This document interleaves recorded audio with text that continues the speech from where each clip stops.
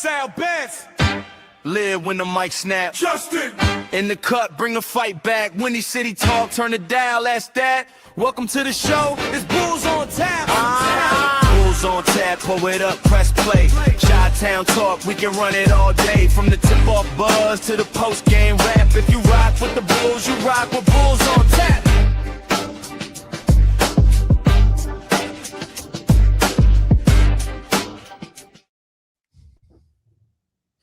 What's up, Bulls Nation? We got another episode of Bulls on Tap coming to you live here. My name's Justin, a.k.a. J Talks Hoops. I'm joined by my co-host, Sal Bass of Horns Over Hoops. How's it going, Sal? Good, man. Good to be back. I missed the last two recordings, so I've been getting the itch to come back. But you've been doing a phenomenal job of holding the fort down without me, though, dude. Hopefully, I don't damper your mojo coming back, man. I hope. No, man, I'm happy to have you coming back. I feel like Kobe when Shaq would miss a couple games, you know, Kobe kind of took over a little bit, but then when Shaq would come back, you could tell the weight was lifted off his shoulders. So happy to have you back, man. It's going to be a good show. We got a guest today. It's a guest I'm very excited about, somebody who knows the Chicago Bulls in and out. Joel Lorenzi from The Athletic. He's on the Bulls beat this year. How you doing today, man? I'm good, man. Appreciate y'all having me. Yeah, appreciate you being here, Joel. Thank you for taking time out of your day to hop on a Bulls podcast. No matter what condition they are right now, I mean, we're kind of just limping through the remainder of the season. So anytime that anyone wants to join us and talk some Bull, that's incredible. Joel, let's get started out here right hot out of the gate and just say, what got you into covering basketball? Yeah, I mean, I think I was just always around the game. So I'm from Chicago.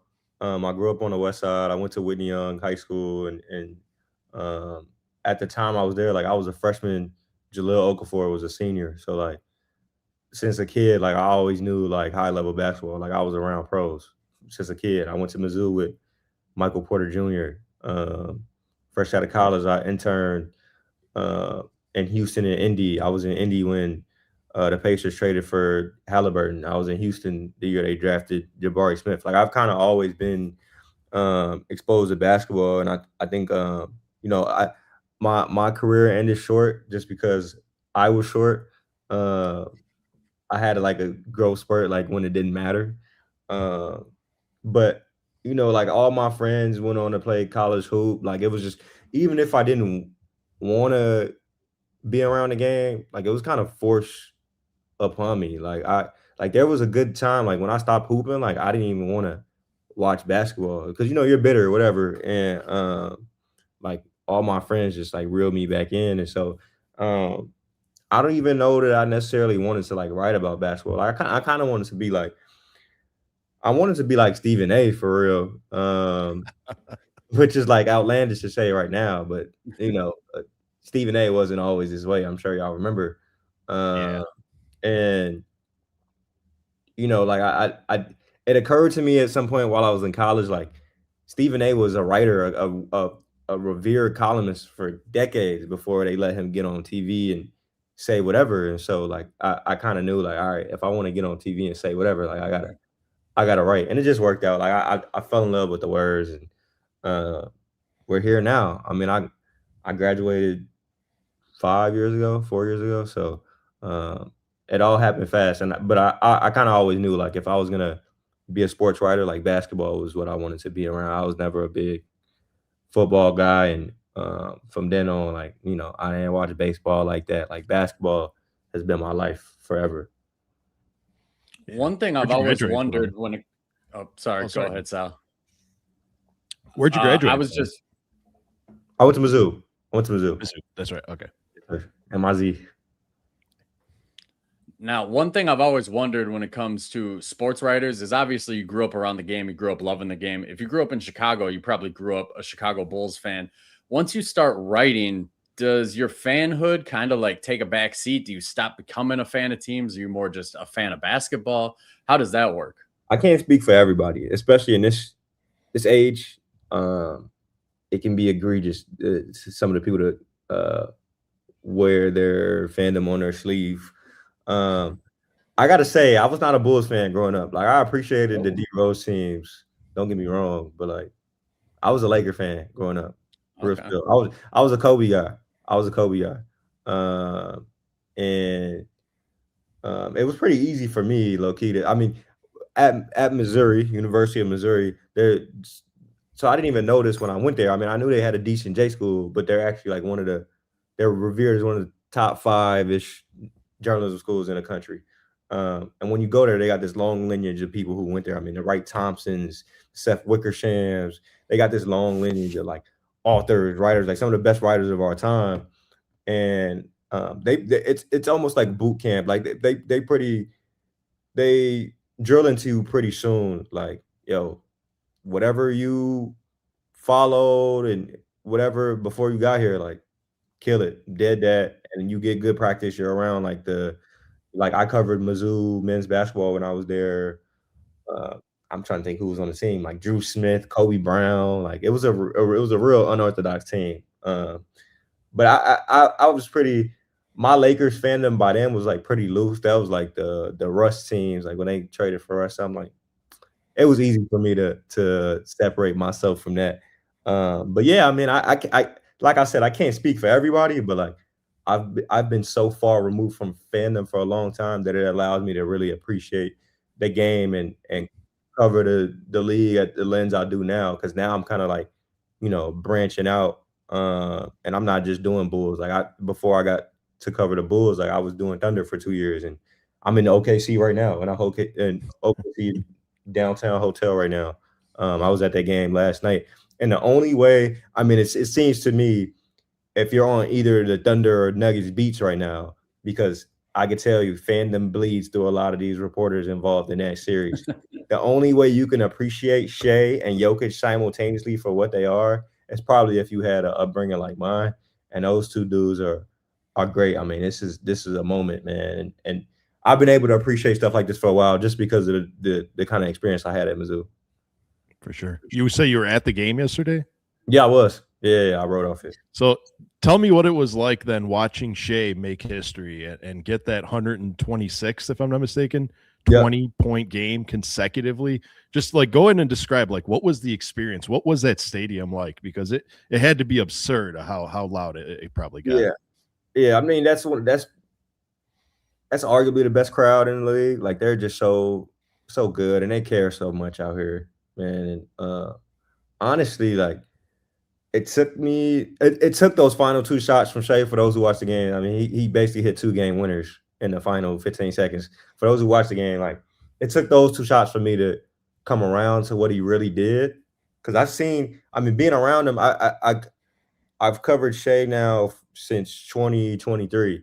So I've seen all the greatest hits. Like I've seen when people came around on him, when he became a scoring champ, when he became Finals MVP.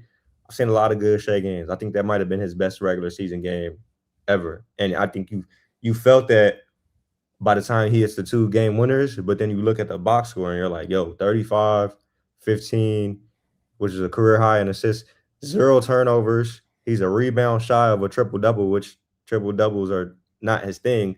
The efficiency's crazy.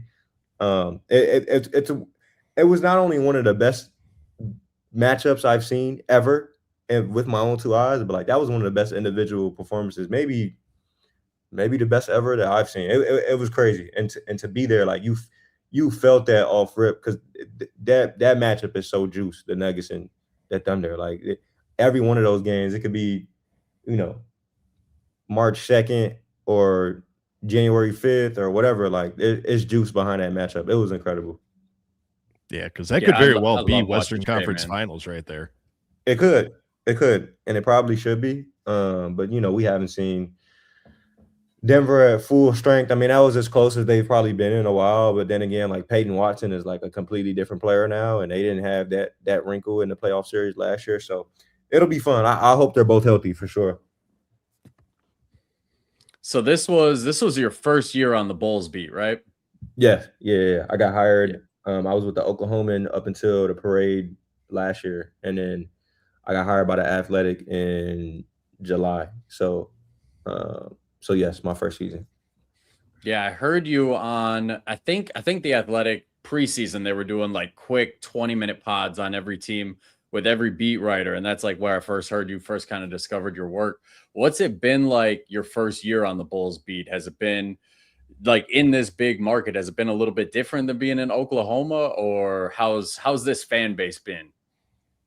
Yeah, no, it's way different. Like the way the teams operate, uh, the excitement from the fans. Obviously, like you, I mean, you cannot find a more tortured fan base in basketball right now than Bulls fans.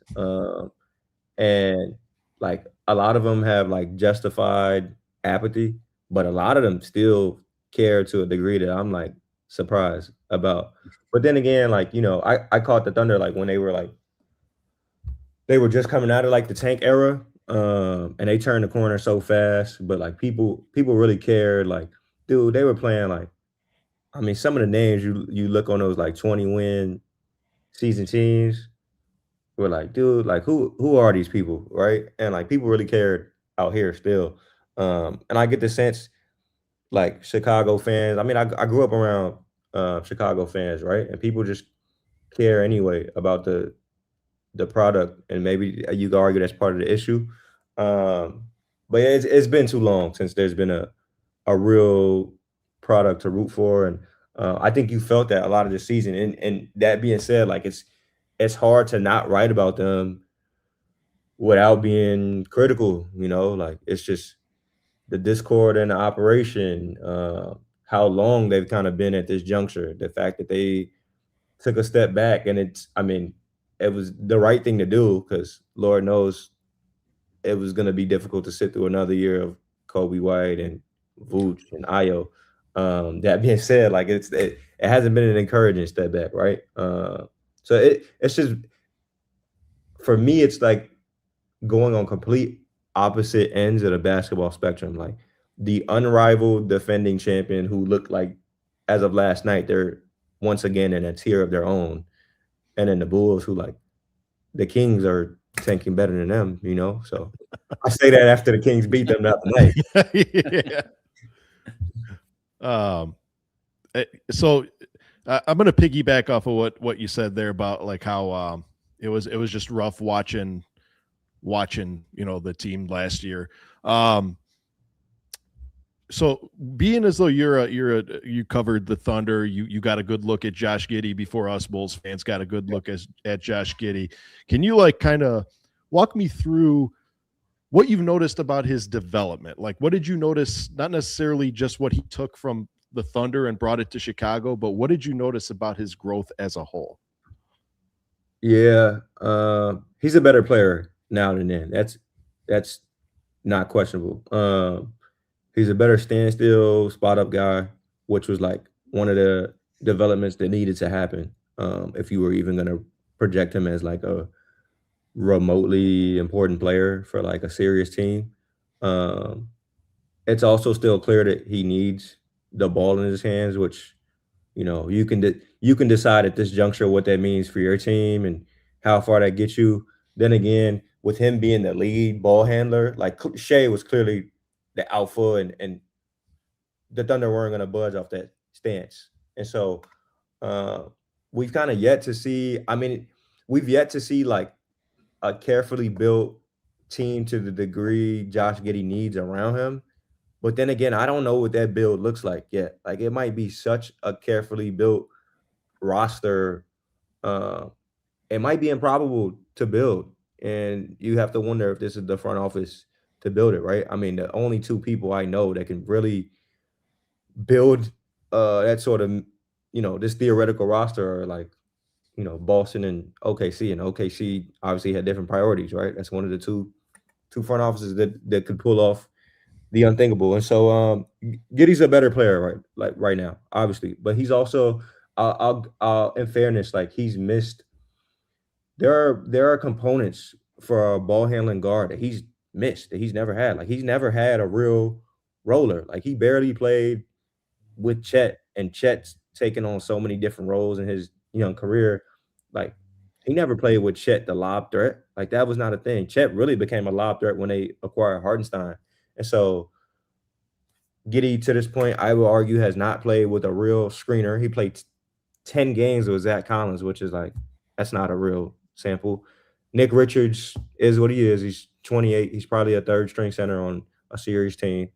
You could argue that's like the best lob threat he's played with, which is like that's not very fair to him, right? And so like there's obviously components that he's missed. That being said, like with the way they play and the way they try to build this thing around him, like the pick and roll numbers are bad. I don't know what they are to this day. I cited them like a week ago when I wrote about him, and he was averaging like less than a point per possession on like pick and roll touches. Like the percentile was not great. I don't know the exact numbers again, so I don't want to butcher it, but the percentile was not great. Like the half court stuff has not been completely encouraging. He's not as bad of a defender to me as he was in OKC. I mean, obviously it was hard to look good with that many good defenders in OKC, but again, it just speaks to like how careful and perfectly built a team has to be around him. It just seems like such a strenuous task versus, just getting like another big two-way ball handler that's like promising and young. Those seem to be it's not as easy to acquire, but and then again, I understand the obligation there must be, and like when you get a guy like that on a team friendly deal, 20-25 mil a year, that clearly like sets a standard for your window, right?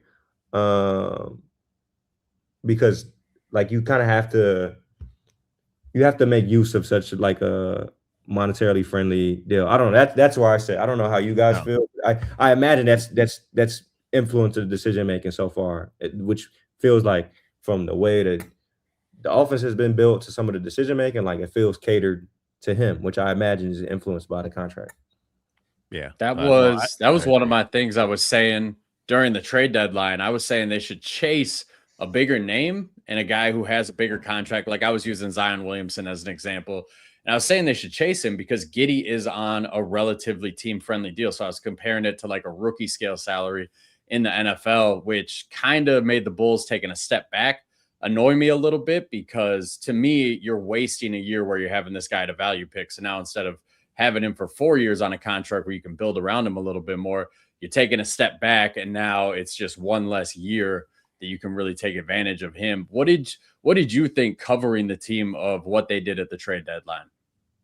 Yeah, I mean the roster they came out with was incoherent, right? Like I know a lot of people were pissed because they feel like the return. I mean, you look at the team they had 3 years ago that was atop the East for that moment in time, and all told, what they got back for all those guys, like it looks bad, right? And I'm not defending it. That being said, like the guys they did get off of at this deadline, like like Kobe White, like obviously they waited too long to get off Kobe White, right? But when they did get off him, like that was what they were gonna get. Honestly, after that, I was surprised they got off Io, and I was surprised at the return. But at that point, I just got the indication that they just wanted to wipe their hands with that iteration of the team and just have a clean slate. But yeah, like I don't know. I mean, I don't have a super strong opinion on it. It doesn't stick out on their resume, right? Like it feels pretty in line with a lot of the things they've done. I mean, obviously they haven't traded nearly as much as they did at this deadline, but like as far as like moving the needle, it's like in line with some of the things they've done. Like I'd speak more to like the discord and the aftermath. Like to me, I thought it felt like in Moneyball when Brad Pitt traded away like all the guys that mattered and was like, you have to play this team. That feels like the challenge for Billy Donovan because he's like so wired to win no matter who's on the roster. Like Colin Sexton is gonna play 30 minutes if he can, right? And so I don't know, like it's been such a funky thing. I don't know if I've ever seen anything like it, especially now with like the rumored discussions, the reported discussions of this possibly being the last year of these lottery odds. It all feels way too familiar for this regime, the way it's unfolding. I I sympathize with Bulls fans is all. That's those are my thoughts on the deadline. It ain't an easy job being a Bulls fan, man. Mhm. It ain't an easy job. Yeah.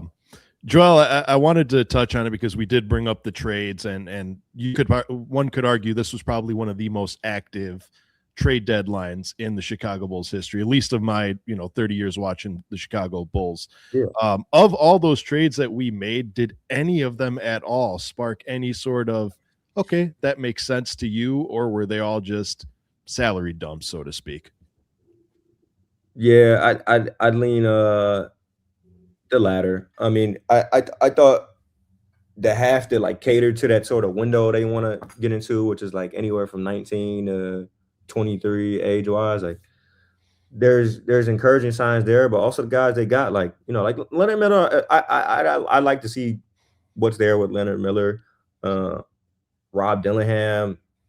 While he could probably play more at this stage, he does not look like a great NBA player. He doesn't look very good at all so far. And it feels like this is like his real rookie year almost right now. And Jaden Ivey, the other guard they got, which I know people were excited about that, the sort of buy low nature of that deal. Last time we talked to Ivey, he was like on a 10-minute, spiel about faith and everything. And now he's like trying to strengthen his leg. After he told us like, that was soreness and he didn't feel like he should be out. It's been a weird thing, and a difficult to read roster. But like you look at the other moves, like picking up Yabu, dealing for Nick Richards, that just those things feel like placeholders in the front court, right? Like you acquire all these guards to maybe see who can stick. And then the front court, like that to me was like the Brad Pitt deal, right? Where the front court is so bad, like the team probably has to lose games and position themselves in the lottery. But then again, like you play Colin Sexton enough in March and maybe they do rattle off some wins, I don't know. Yeah, Colin Sexton, I keep calling him the tank commander because he's a guy, he's going to put up numbers. Like you give him 30 minutes out there, tank he's going to do it. In the actual sense. Tank commander is supposed to help you lose games while getting the numbers. They've been losing games lately, though. He's been getting numbers, but they've been still losing games. For sure, but not this past week. When he played, they were in position. They were in position is all I'm saying. They were in position. I was kind of surprised that the Kings actually messed around and beat them, even though I did call it that Russell Westbrook was going to go nuts and have a triple-double. That was easy to see. I believe it. So with you spending time around the Thunder, spending time around the Bulls, you get plugged into the different, sources, and I'm sure you have sources with the players, sources with the front office and everything. Is there anything you notice between how these two organizations carry themselves? Like, does the way the Thunder handle business just markedly different than the way the Bulls handle business? Because from the outside, to me, just being a fan, it looks like the Thunder are a much better, much cleaner run organization than the Bulls. Yeah, and I mean, it's kind of unfair to the Bulls because I mean I can't even single out the Bulls here. Like the way the Thunder do business outclasses a lot of the league. I mean, they somehow managed to sneak Jared McCain at the deadline, and that's probably going to swing playoff games for them, right? And they do stuff like that every year. I mean, it's this roster that you see, which is going to be like a perennial contender probably for the next 5 years or whatever, the duration of some of their all-star contracts. That was built slowly and methodically with moves at the margin and getting lucky. But the overall build is not lucky, right? Like that's the way they do business. Like the small pieces of good business just add up. Like don't get me wrong. I thought the Bulls had a couple pieces of like good business. Like early on at the deadline, like getting some of the like nothing seconds for like the Javon Carter deal, like stuff like that. Small minute stuff, right? Or like getting the pick they got out of Vooch after he had like zero traction. Stuff like that. But like the Thunder do stuff like that, and then like they're also ballsy, right? Like they traded Russ and PG when it was time, and they got a haul, dude. I think the thing about Sam Presti is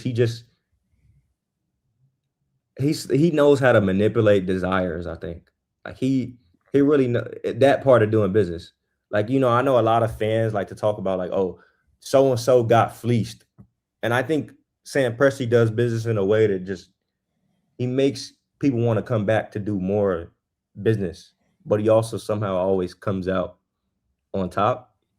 So it's like maybe you could argue like people shouldn't keep doing business with him because it's like, oh, if he's calling you, maybe you shouldn't pick up because it might not look as good in a year or two or even 2 weeks in McCain's case. But I think he has a way of manipulating desires, and in this case, like they have this unreal treasure chest of picks, right? And they have a need that McCain feels, the movement, shooting, and all that.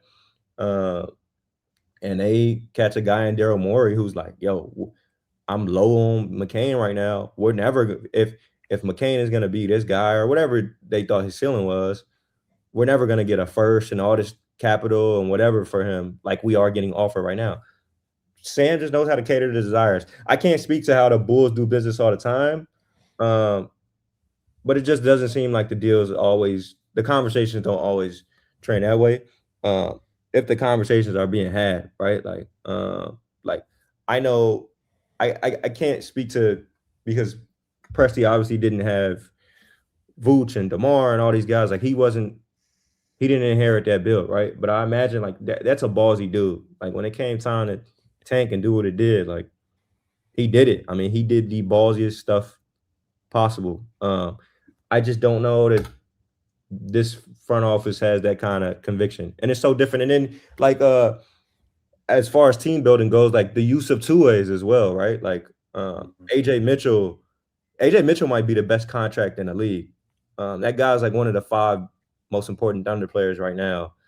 He's making $3 million annually, which is like absurd, dude. Because people are like talking about like he has Brunson upside. I don't know if I'm there yet, but he's an incredible stabilizer. They got him for $3 million a year. Jalen Williams is like that dude would start on a lot of teams, and he's a great backup center for a lot of teams. That's their 3rd string center.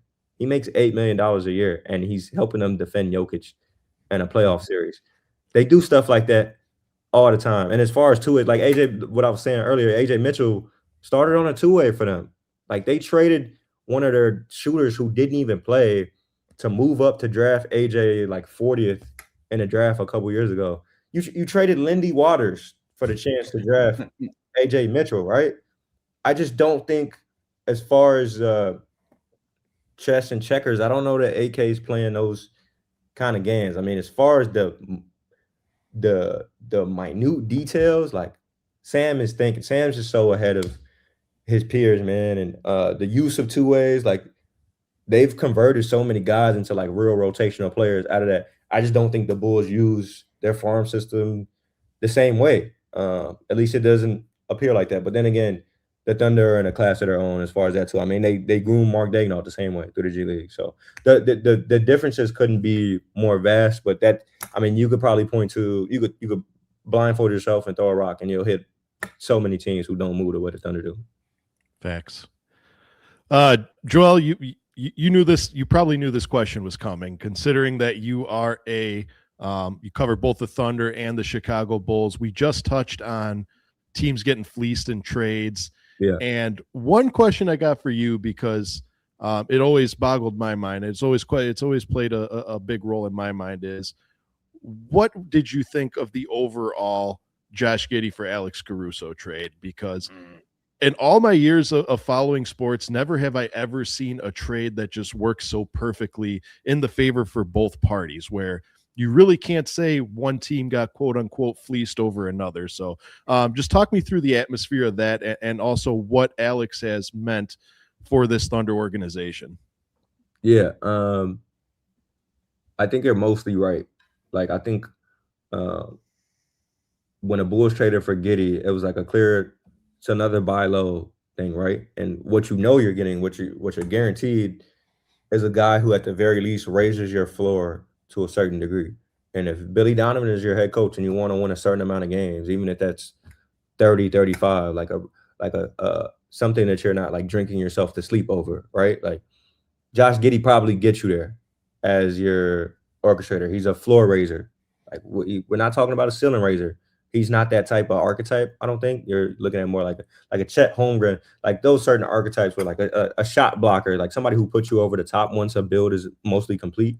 Like Giddey's on the other end of that. He's a floor raiser. Like if you are starting bare, the cupboard is bare.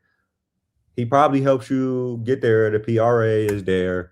So he was a good starter for them, right? And then Caruso is like obviously a guy that's a ceiling raiser right there, which the Bulls did not have a ceiling in sight to raise when they traded him. And so like you don't need that guy. And the Thunder do. Now, when people argue like because of the unique circumstances of who they were dealing with, who they were doing business with, all the picks and draft capital that the Thunder had, and the fact that to me, I mean, what we did know about the trade was that if Sam Presti couldn't find another suitor for Josh Giddey, because Giddey's ambition was the reason he was traded. Like he wanted to be, they were gonna try to make him the sixth man, and Giddey was entering a contract year.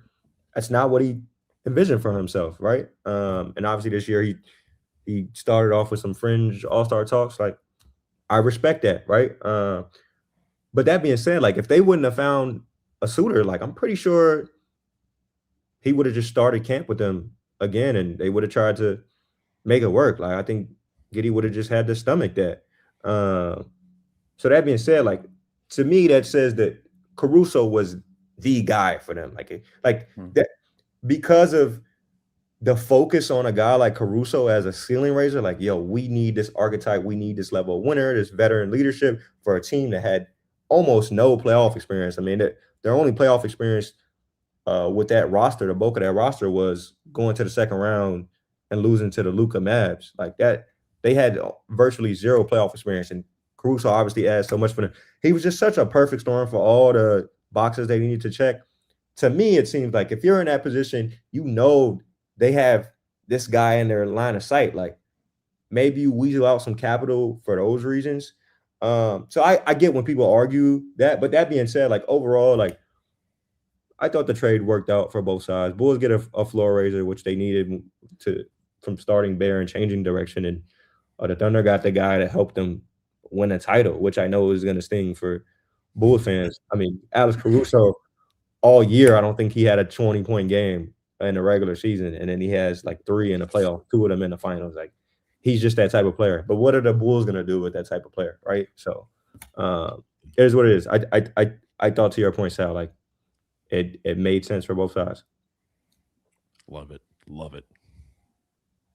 Yeah, my thing with the trade was similar to what you were saying. I just thought the Bulls should have played a little bit more hardball. Like if I remember the trade right, it happened basically at the start of the offseason, so I didn't understand why they didn't potentially play hardball, demand some kind of pick back, because Caruso was that piece that OKC needed. I've had people on Twitter argue with me that OKC still would have won the title with Giddey instead of Caruso because that team was so stacked.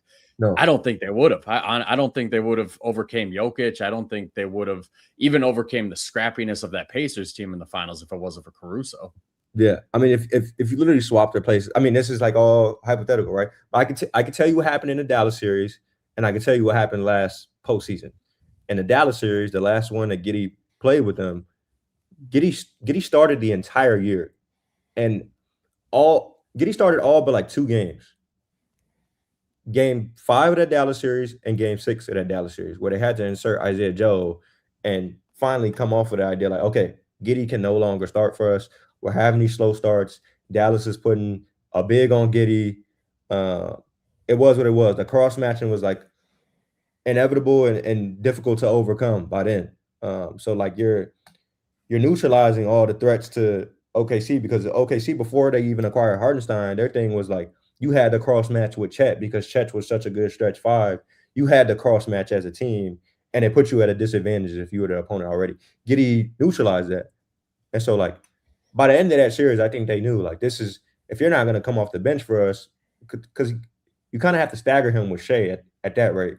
And even then, like, teams are defending him a certain way. Like I said, they didn't have the proper screeners to like, make him more useful than he was. And so like that was what happened in the Dallas series. And last postseason with Caruso in that place, like Caruso's a guy. I mean, obviously you can argue there's redundancy on their roster with guys like that. Like Lou Dort does similar things. Case and Wallace does similar things. Like these guys, they pull these guys out of a hat, right? That being said, like Caruso added a wrinkle for them. He's just so good at scaling up. Like Lou Dort, you could put to maybe chase guys through screens or whatever, but Caruso like changed that game 7 against Denver because it was just so hard to officiate that. There was no real precedent to set about how to officiate that. And like you could argue the amount of contact he got away with defending Jokic, but that's like 60-pound difference, probably more, and like 5-6 inches of height. So like that was not only savvy on their part, but like Caruso allows you to do stuff like that, and he allows you to cross match and get away with stuff. Like if Caruso played last night, he's probably guarding Aaron Gordon instead of Case and Wallace. Like they put Case in an impossible situation, and that's not a luxury they had with Giddey, right? Like Giddey just is such a vastly different archetype, and for what they needed, like you don't need really. I mean, how much usage do you need? The usage Giddey had by the end of that Dallas series on the year was like close to like 22, 23%. You don't need anybody probably with nearly that much usage when you're playing with an all-time ball handler in Shea, right? Like this dude never turns the ball over. He did all that yesterday with 0 turnovers. He never turns the ball over. He has the ball the entire game. He gets you whatever shot you want basically on whatever possession you want.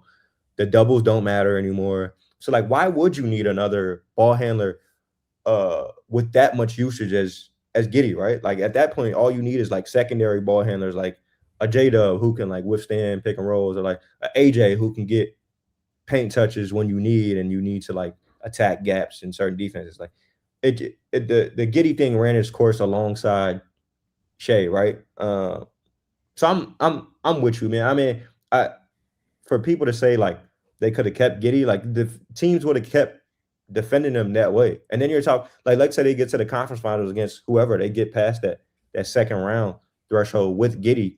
There's always a team.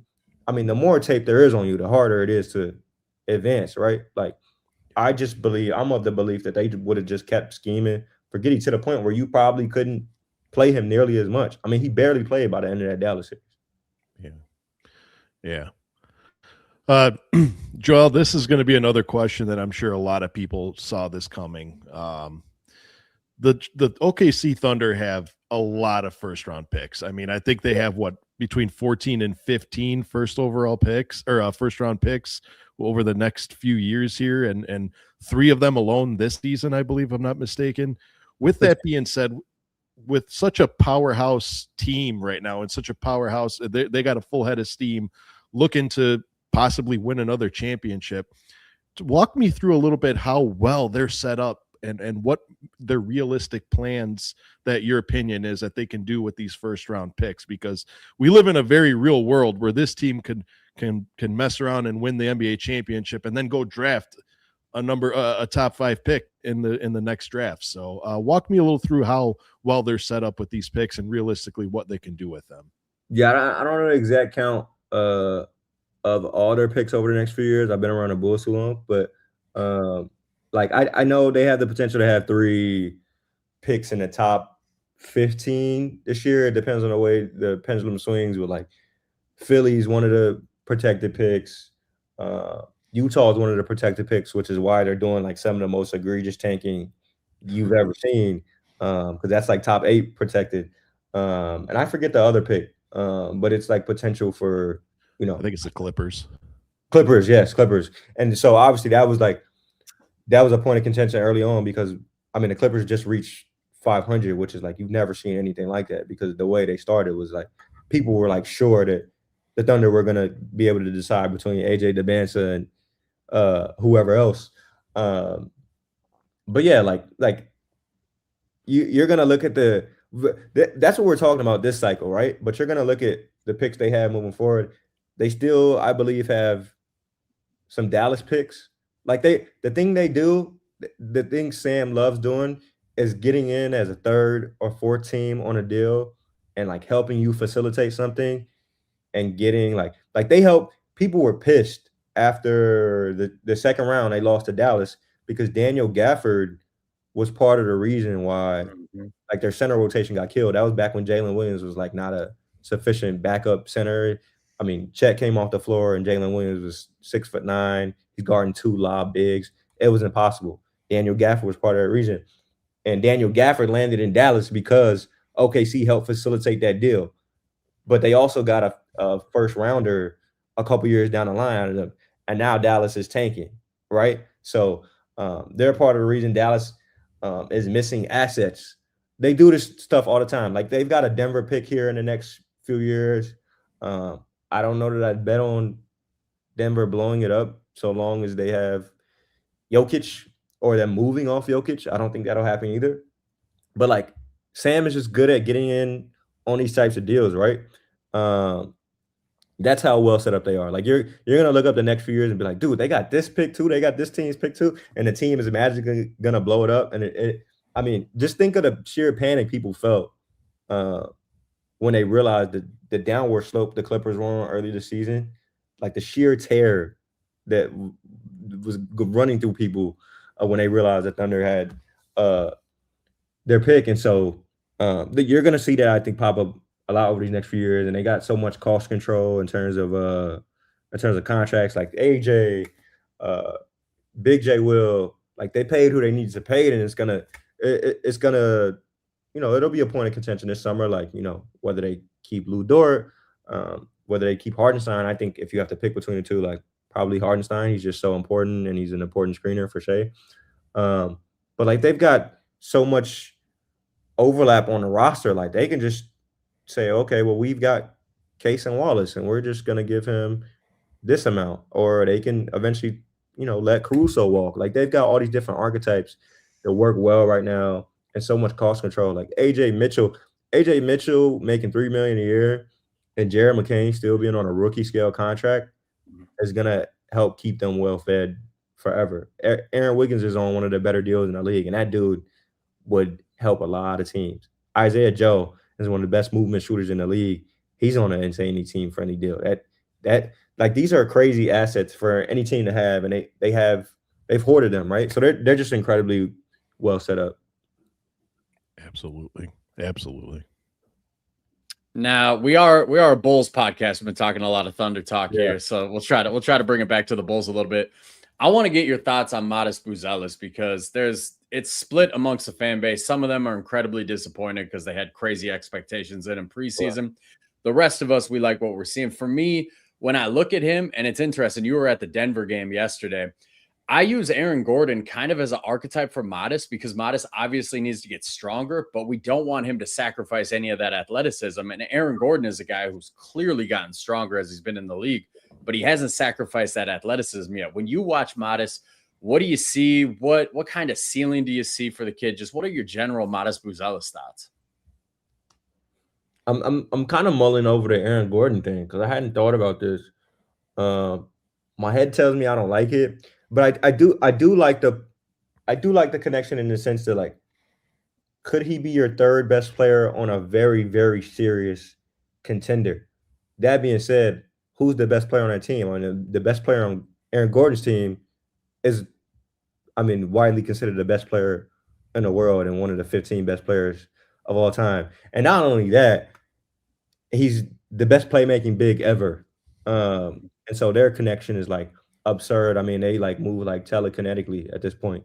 And so, like, would Modest have that level of playmaker beside him? Like that matters, right? What would the half court offense look like? Because to me, like, while I appreciate the floor raising level of playmaker Giddey is, like, and it's probably the way the team is built too. Like, this has a big part of it, but like we talked about the pick and roll earlier. Like, Giddey has not been that advantageous a playmaker to me. And so, like, we don't know imagine what Modest might look like next to Jokic, right? But chances are we're never going to be able to live in that hypothetical. So it's hard for me to like compare him to Aaron Gordon. The only link I would make is like, could he be on a serious contender like third, fourth best player? I think that's a fair ceiling. I also don't want to rule out like the All-Star talks, right? Like I think he's in a just fine position as a second year player, right? Like the volume has gotten up there obviously since they reset. I am fine with fans having gripes about the shot diet.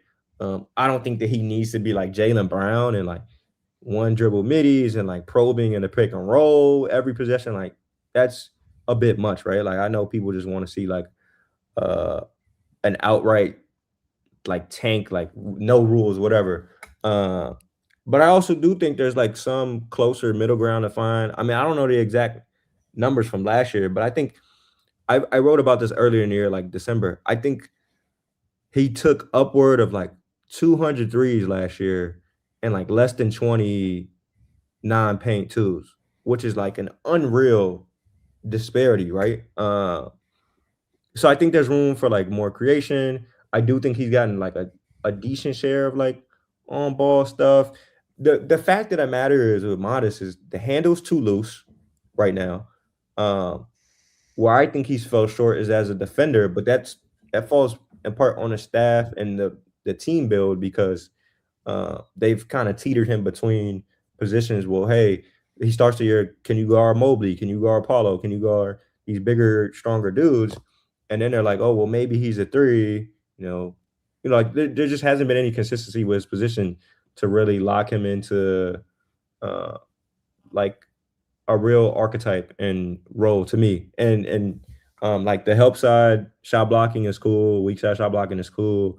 But like the type of defender we're projecting Modest as, like he's not close to that right now.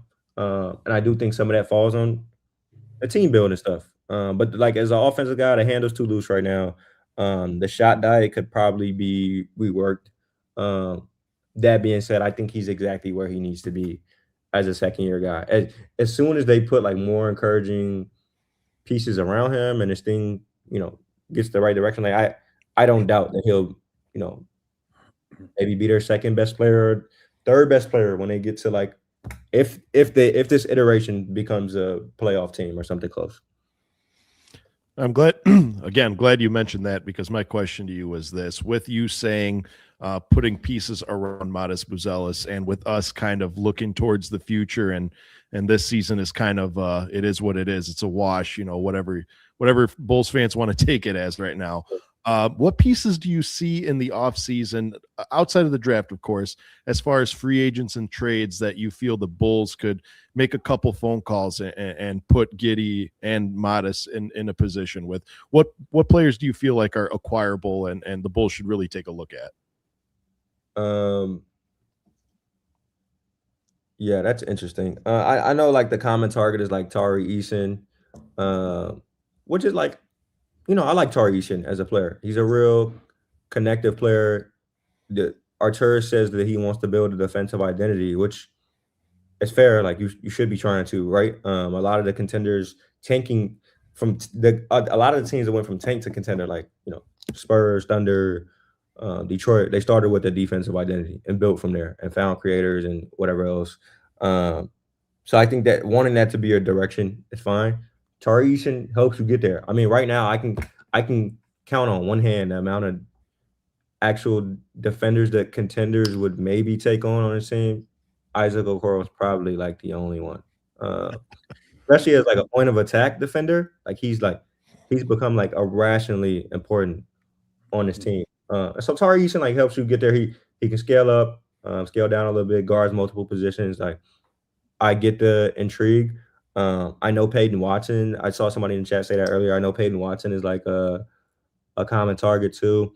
If I'm Denver, I'm trying to make that work because he adds a wrinkle to if you are looking at, I mean, teams should never be looking necessarily or be influenced by looking side to side at, oh, who does San Antonio have? Like it shouldn't influence your entire decision making. But like Peyton Watson is like potentially the wrinkle that helps you compete against OKC for years to come, at least over the next 2 years. And so like I'd be trying to keep him and match him. And so like if we're talking about it depends on what the number is, right?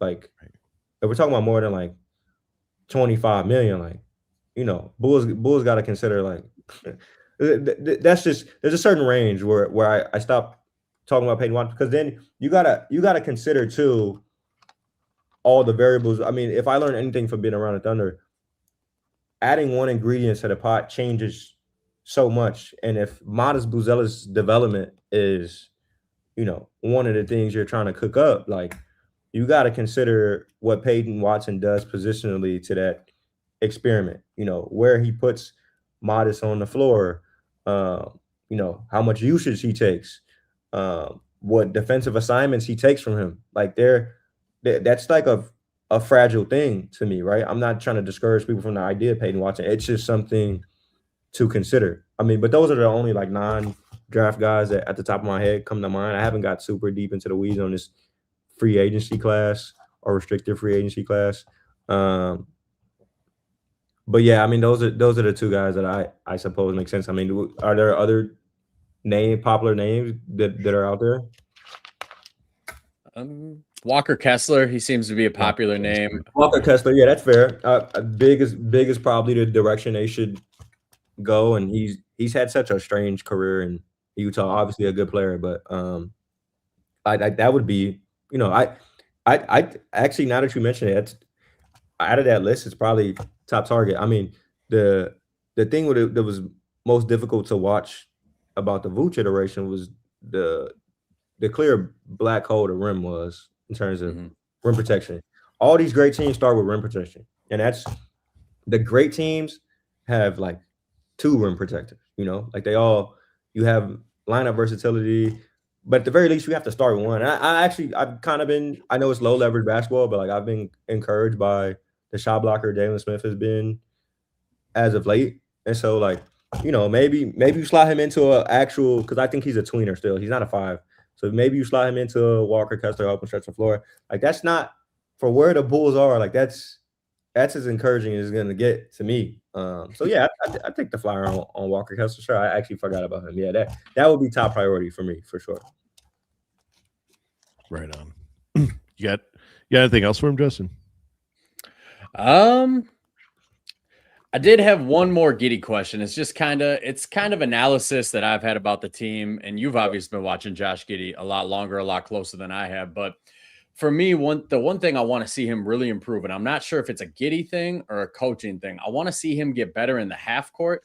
And when I watch these games, it seems like the Bulls don't really have, like when I watch the Thunder play or even the Timberwolves or some of these higher end teams, they seem to have like offensive sets that they go through and plays to get their guys into the ball in the best spots.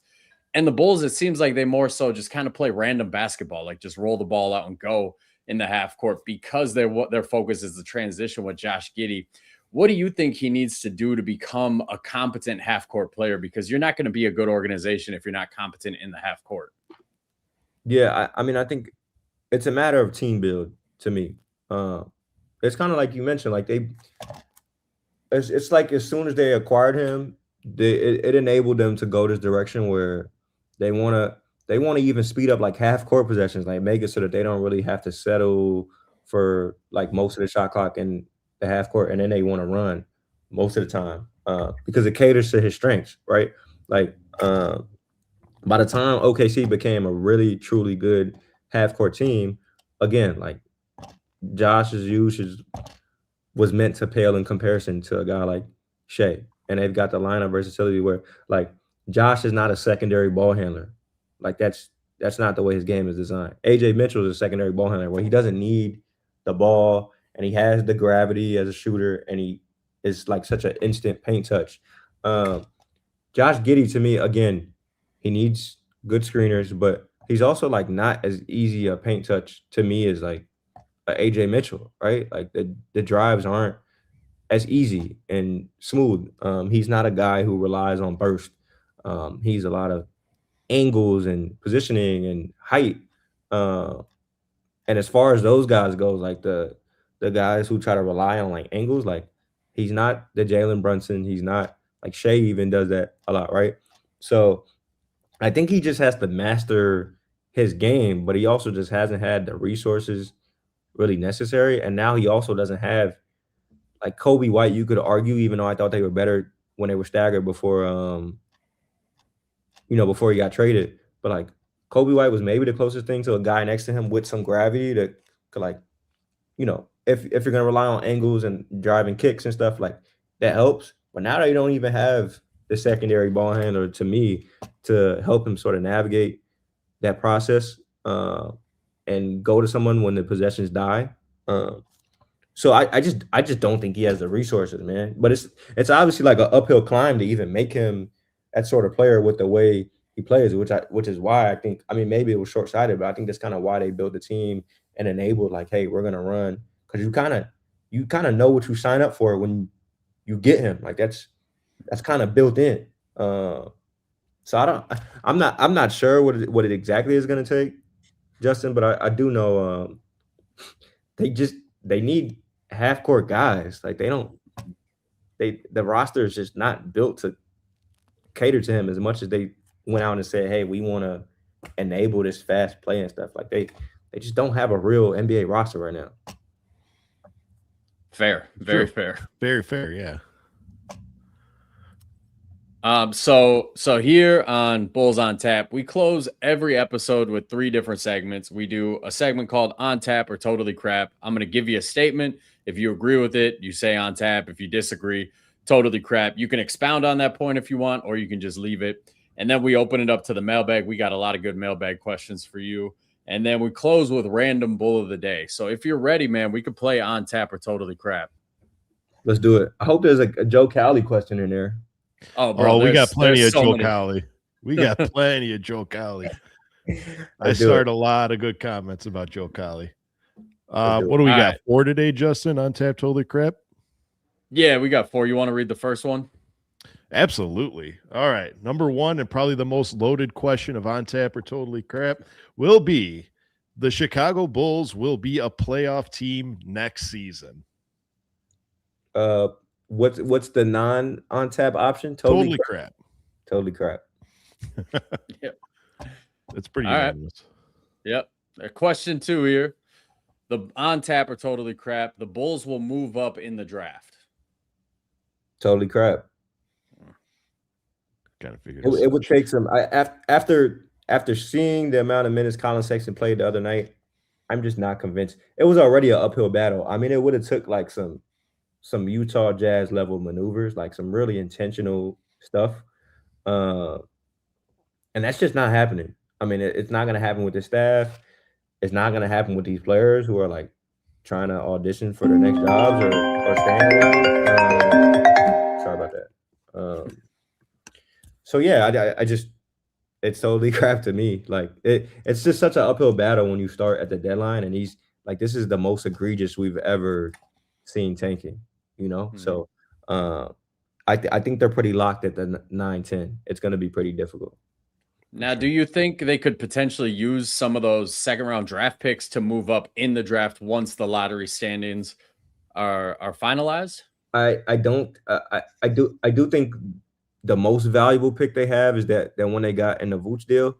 I just don't like if they would have got the Portland pick. I think maybe it would have helped them get from like 14 to like 12 or 11. But like as far as like if they end up with 9. I don't think a team's trying to come off of 7 or 6, even though like I know once you get out of the top 4, like I know it's draft guys are pretty iffy about, like there's no real consensus right now about the order.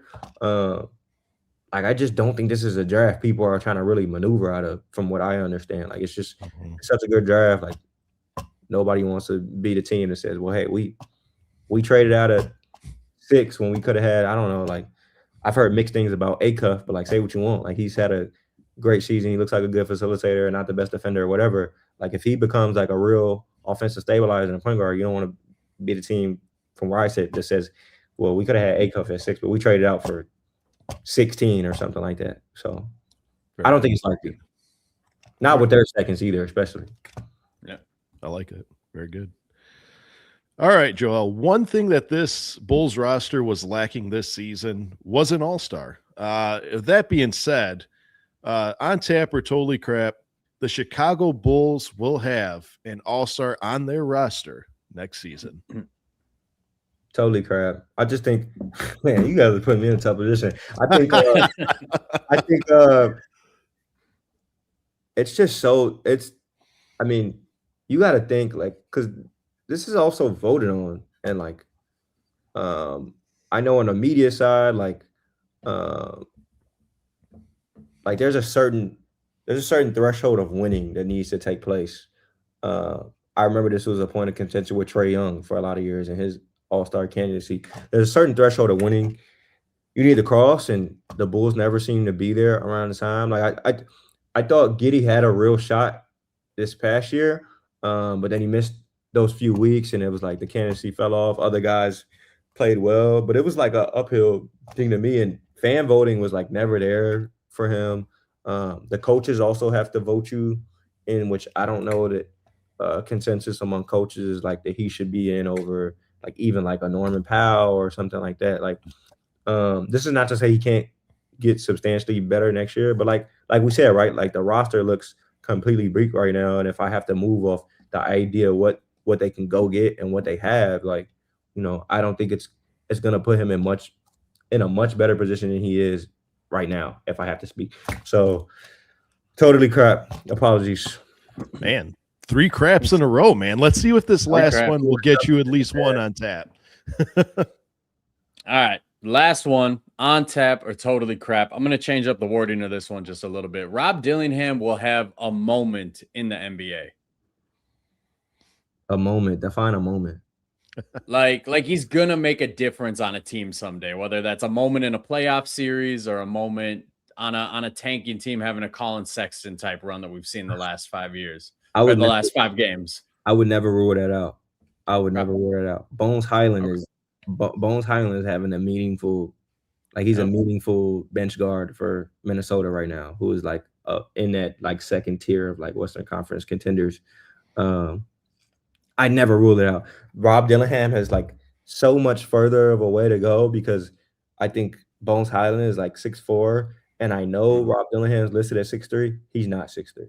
He's maybe 6'1". He's not 6'3". I'm in the locker room with that guy all the time.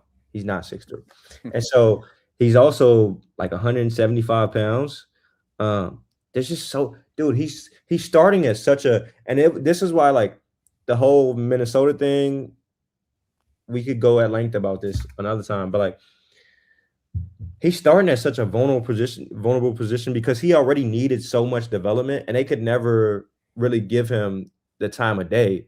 And then like, if you read the story I did on him the other day, it like hurt his confidence to a degree where like the Bulls have to rebuild that too. They're now tasked with doing that too, right? And I think they're off to a good start by enabling him with some of the minutes they've given him in some games. Obviously, other games they're playing Colin Sexton 30 minutes and barely playing him at all, but he's already played like 8 or 10 games of like 20 plus minutes when he only had like one of those such games in Minnesota all year, right? And so there's just so much that has to happen with Rob Dillingham, and so many resources that need to be dedicated to making that guy a good player. And even then, is he ever going to be a defender that can't get picked on, even if he adds strength? And so there's just always going to be asterisks to his game, even if he becomes a level of offensive weapon that is like a Bones Highland, like a microwave scorer, can run the pick and roll, stabilize our offense. But he's not coached right now. But then again, the NBA development is never linear. There are guys who like completely stink year 1, year 2, who like find their way onto a roster in like year 7 and like make a difference somehow. Like you never know when these guys are going to pop and when the resources in the NBA starts to make sense to them. So a moment, like I guess on tap here. Like, yeah, we got one. I don't know how soon it will be. Maybe it's 5 years from now, but like, sure, on tap. Hell yeah. Okay. Look. Yeah. We got one. All right, Matt. That was on tap or totally crap. I'm excited to get into this mailbag with you because it is a lot of Cowley questions. And I like Cowley. Cowley is a very polar. I don't know if you've picked up on it being with the Bulls this year or the Bulls fandom. Very polarizing member of Bulls fandom. A lot of people don't like him. And I like him. My thing with him is I realized a long time ago he's not a Bulls fan. He's a reporter. He's just objectively doing his job and reporting the facts and talking about the condition of the team. So I like Cali. I like how real he keeps it. I mean, do fans want somebody from the Sun-Times to be a fan of the team? You would be surprised. Yes.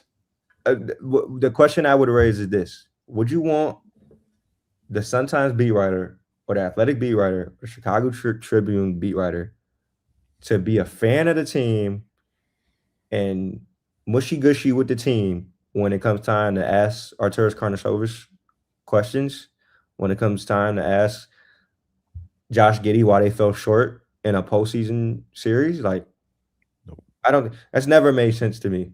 And I get it's all blurry with this new age of internet access, but why I like Joe Cowley is he is as old school of a journalist as they come.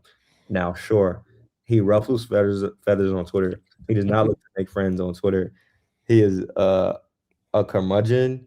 He is he has very loose fingers when it comes to shooting gifts at people. He rips off at the mouth. But that dude is a warrior, man, and he's done the job like the way it was meant to be done for a long time. Like, obviously now he's like a columnist for a tabloid. We do different jobs, but like forever he was the authority on the Sox beat. Because of his disposition and the way he is, he broke so much of the Jim Boylan stuff, and he's been a constant post on his beat forever. So I don't get fans like, don't get me started down that rabbit hole, man. I like to think I'm perfectly objective, and I'm not. I try to always be fair to everybody I'm talking to. So like, maybe Joe could be a little more fair to people, but he's also a columnist. Like it's less of his job to be fair as a columnist. Like, he's supposed to shoot opinions, right? And if people don't like those opinions, I imagine Joe Cowley will tell you to kick rocks, especially if it's on Twitter. Thanks. So the first question that we got as far as Joel pertains, this one is it's on Twitter. It's from local Bulls fan. Shout out AD. He's in the chat here today. But he's asking, this one's it's about Cali, but it's about you too.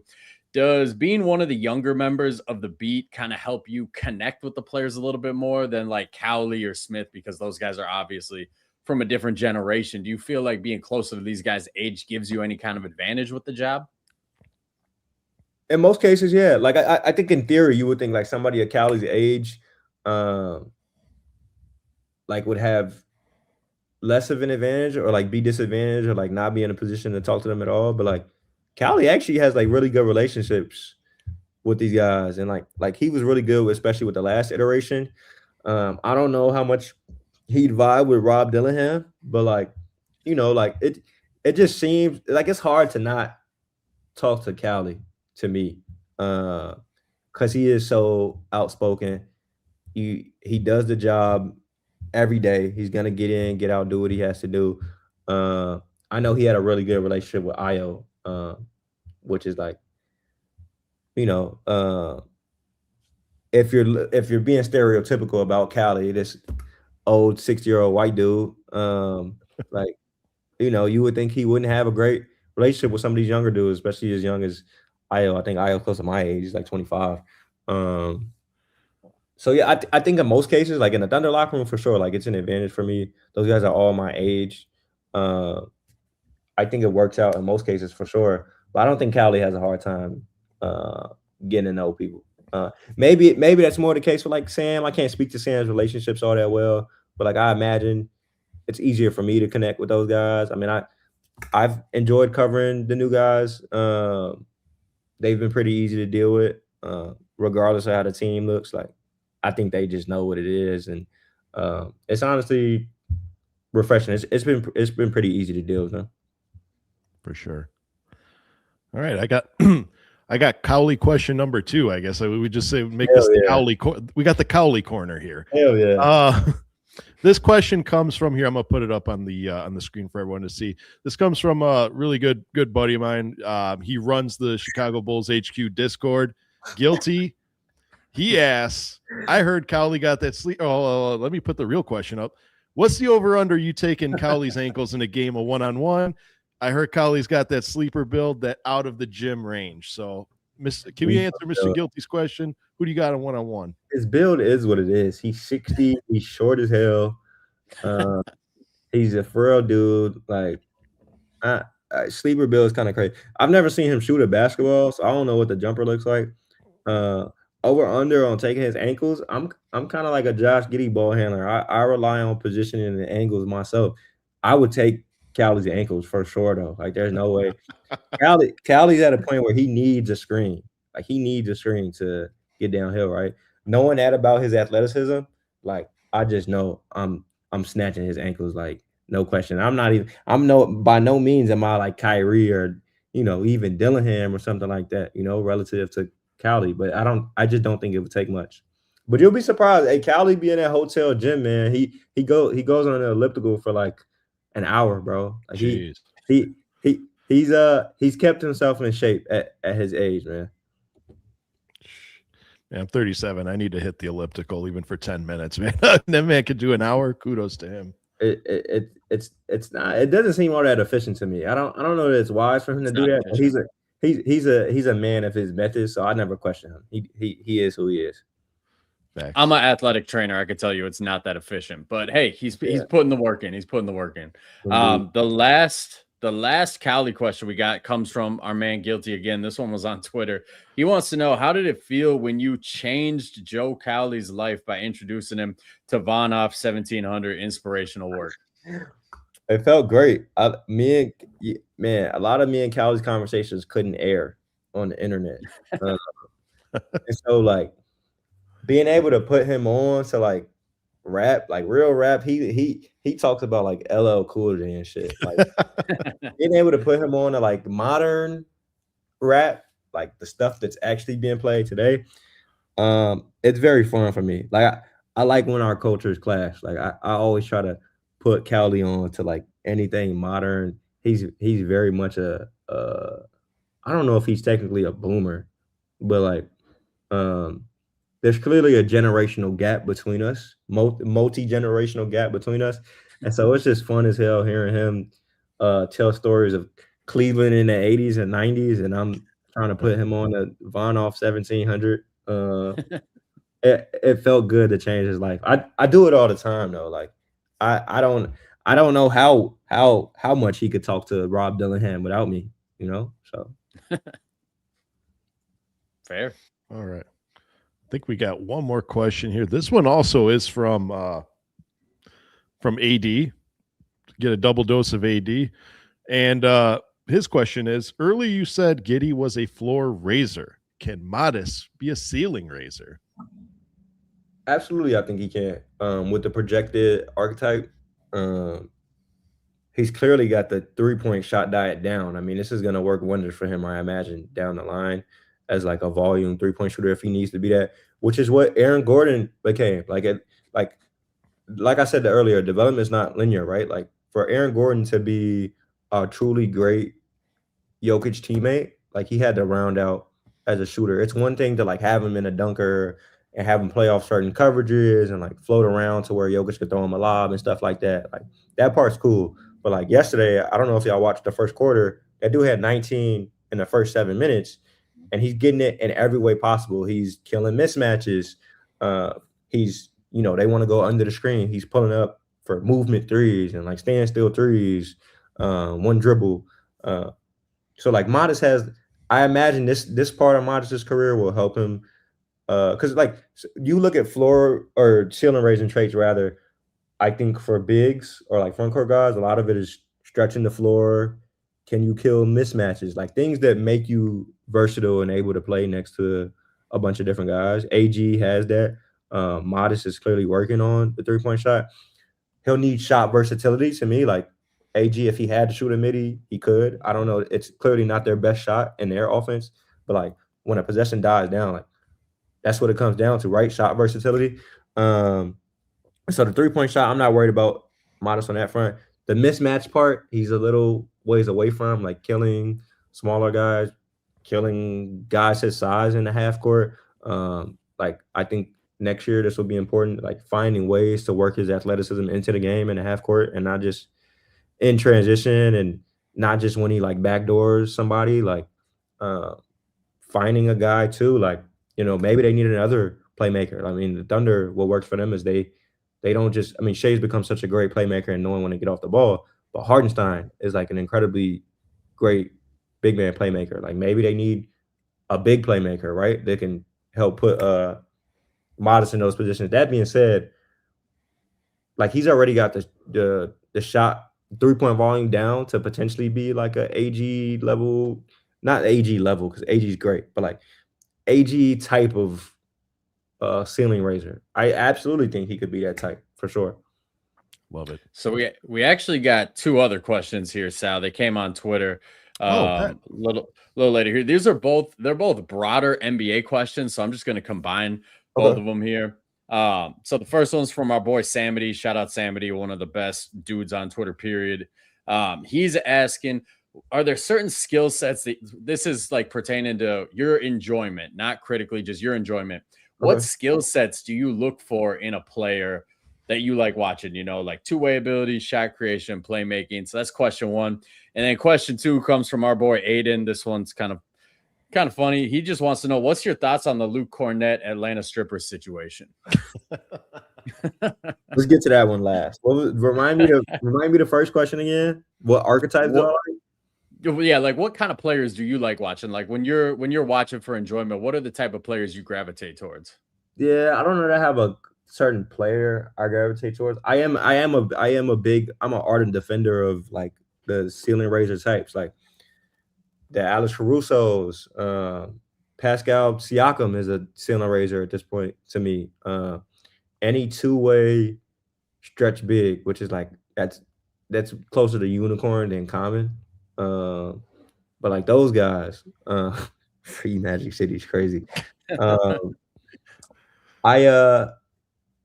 know that I have an archetype. Like I do like I like big guard defenders too. That can like I like Steph Castle a lot.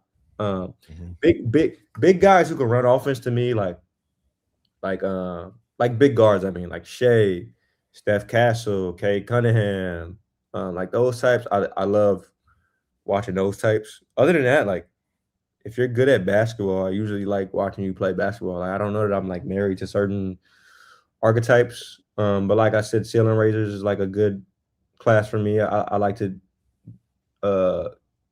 decide the criteria for that type of player all the time, like debate the criteria for that. Like Aaron Gordon obviously is the one that we've been talking about. I love watching Aaron Gordon. I liked watching Aaron Gordon last night. So that would be my answer to that. As far as Magic City, man, this is a loaded question. So I'll only say so much. What I'll say is I don't know that I can say. I can't get as far as free Magic City. What I can say is it's a weird subject. I'm not gonna talk about like Cornette's beliefs or like, you know, I don't think he's qualified to speak on the subject, but like I'm not saying that I'm necessarily qualified to speak on the subject, but then again, I'm not using my platform to like tell the NBA to, you know, cancel the night. So what I'll say is like, look, like my understanding is like Magic City is probably not something you want to promote at a NBA game where you know families are gonna be there. Like I get it, like I get it, right? But also as far as like Atlanta culture goes and like what's important down there and like the real institutions down there, like people know Magic City is deeply rooted down there. Like you can have your feelings about that, but there's no doubt that's like one of the cultural institutions out there. It's meant so much for their music scene. It's meant so much for a lot down there. And so like, you know, I don't have a strong opinion on it either way. Like I would get why people wouldn't want it to happen. I would get why people feel like, yo, Luke Cornett can't speak on this. So I don't have a strong opinion on it. But like I did think it was funny for as long as it lasted. Like we broke some barriers there for like all of like 2 weeks. It's crazy times in the league, man. A promotional night for Magic City, and then uh, a blog from Luke Cornett got it taken down. We saw a beef. Tyler Parker from the Ringer said this: the weirdest beef of the year was Luke Cornett versus Magic City, man. And I'm glad to be alive to see that. For sure. Well, then I guess we moving on to Justin, or Yeah, that was the last question. So now we just close with random bull of the day, and I think you had that one handled, Sal. So who you choosing today? All right, so we're going to take the spotlight off of Magic City, and we're going to give Cowley some time to ice his ankles. We're going to move away from all these questions. Random bull of the day was one of my favorite Bulls players because from the time he got drafted to the time that he left the team, he was my favorite player on the team, and it came on an era where the Bulls were very much regaining their success and reestablishing their presence in the league. So random bull of the day, it's only fit, seeing as though he played for both Chicago and the Thunder, is going to be the fan favorite, Mr. Taj Gibson. Still playing. Yeah. Believe that, and he'll be back in Chicago in about a week, man. Yeah. What were your thoughts about just the career he had and how he impacted Chicago and actually Oklahoma for that matter? Yeah, I mean those teams were relevant to me, right? Those Bulls teams, like I know we've become such a ring culture has like kind of poisoned the way we enjoy basketball. Man, so many things have poisoned the way we enjoy basketball. Gambling, ring culture, podcasting while we do a podcast, but like the debate level podcasting where we're like we have to debate MVP ladder and best in the world every week. Like so many things have poisoned the way we enjoy the game. And I thought what was very pure about the whole D Rose jersey retirement and those guys coming back was like when they say that was their championship, I mean that was for real their championship. Like the memories they have was their championship. The fact that they had something they can hold on to and look back at was their championship, which I know that sounds corny, but you have like in comparison championship teams who like teammates, those guys don't even talk to each other no more, right? Or they got, like disdain for each other. So those teams as a young basketball fan had a real special place in my heart. Same as like, the Kobe teams I grew up with.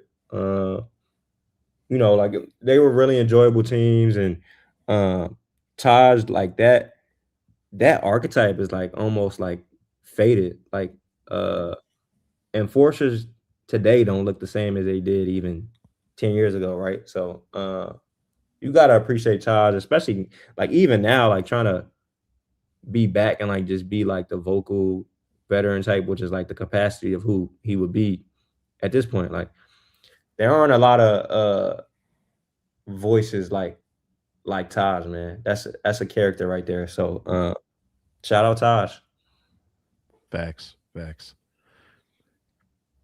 Do you value that type of player in the locker room? Because it seems like that is going away from the NBA, like the Udonis Haslem role, where you just have an OG in the locker room. I think there's value in that. I've been saying the Bulls should have Taj on the team for that reason for years now. Do you think there's still a place for that in the NBA, or how do you view it? Yeah, because nobody's playing 15 guys. I don't care how battered you are during the regular season, what it looks like. You want to talk about culture, because I know Billy Donovan's thing is like he wants to instill winning habits in guys. And so that's why, Modest might have a tight leash, or he's not letting them play on ball as much in a certain game. Like you want to establish real culture and real winning habits and ensure that you could, like, even through a tank and like design losing and development, that you still retain, some important qualities. Like you bring a guy like that around to me, or like the guys for the Thunder during their iteration were like Kenrich Williams. Like Kenrich Williams is probably a better player than most of those guys would be in that traditional role. Like Kenrich Williams today would play in a playoff series. Udonis Haslem was not qualified for a playoff series for much of the tail end of his career. But like you need guys like that, man. Like absolutely. I think Taj. I don't know if they even like. I haven't dug around on this. I don't know if they like even considered taking a flyer, or if they even knew Taj was trying to come out of retirement. or not, but well, he wasn't retired. I misspoke there, but like that he was trying to come back to a team. Uh, I would have got in on that. You want to set a Mhm. culture?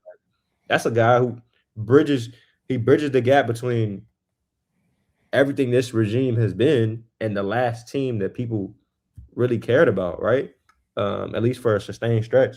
So like it would have been productive to me for sure. Yeah. Yeah, of course you need guys like that, and I still believe. I think they look different now, and like I think there are like fewer personalities like that in the league now. I don't know. There's probably a deeper conversation to be had about like the way NBA players are being filtered now, and like who comes from where, what NBA players look like now. I don't know, but uh, like I like Dylan Brooks for those reasons. Like he's got a he's got that fire to him, right? Mhm. And it's rarer than ever. Obviously, he's not like that type of veteran, but like, yeah, I seriously value those guys. And if I was building the team, I would have made Taj Gibson my 15 man just to give game, just to give guys the ropes, man. Seriously, Mhm. Most definitely. One of those guys that you hate to play him, but you love him when he's on your team, man, absolutely, absolutely. for sure. I think that's all we got today, right, Jess? Yeah, I mean, we kept you here for damn near 90 minutes, so thanks for sticking it out with us, Of man. course, We man. appreciate it. I appreciate y'all, man, for sure. Yeah. T Yeah. Take a second here and plug your socials, let people know where they can find you. Yeah, they can find me at I'm on Twitter, but I kinda don't wanna be on Twitter, not for, like, all the, like, popular reasons, but, like, it just does nothing for my work anymore. Like, Mm. I don't even know that people if Twitter, is the indicator, like, I don't even know that people know that I cover the Bulls.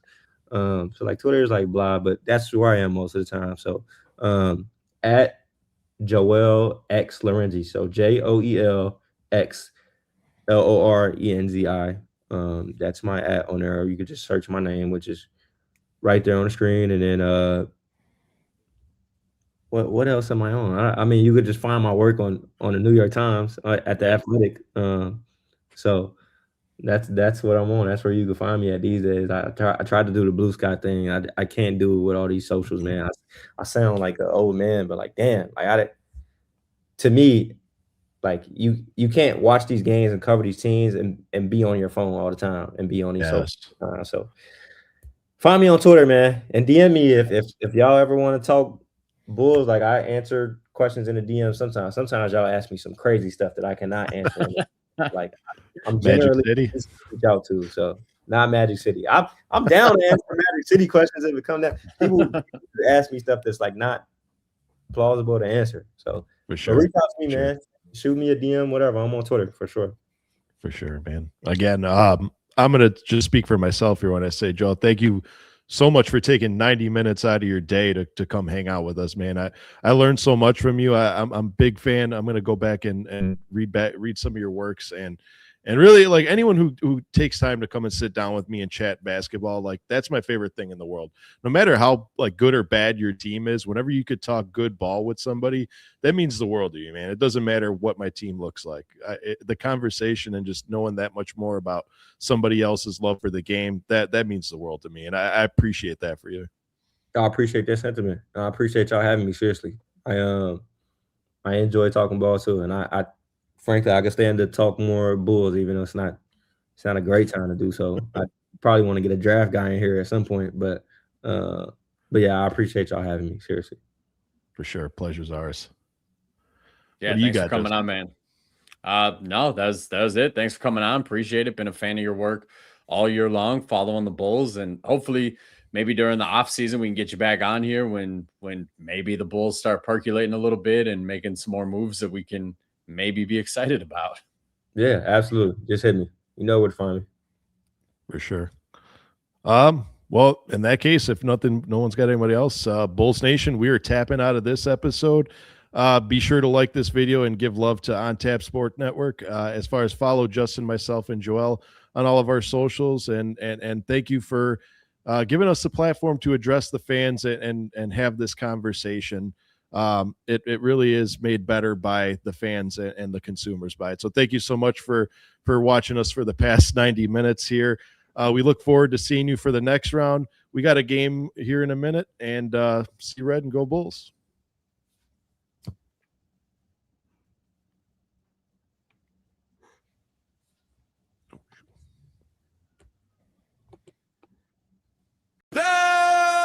Sound best.